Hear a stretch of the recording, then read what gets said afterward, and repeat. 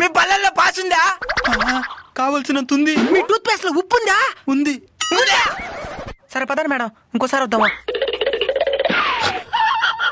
Tooth paste లో ఉప్పు ఉందా లేదా పక్కన పెడితే ఆ గేట్లో పాము ఉంది.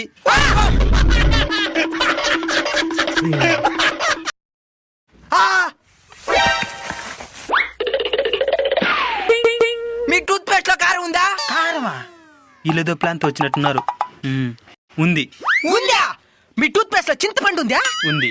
మీ టూత్ పేస్ట్ లో బిర్యానీ మసాలా ఉందా? ఉంది.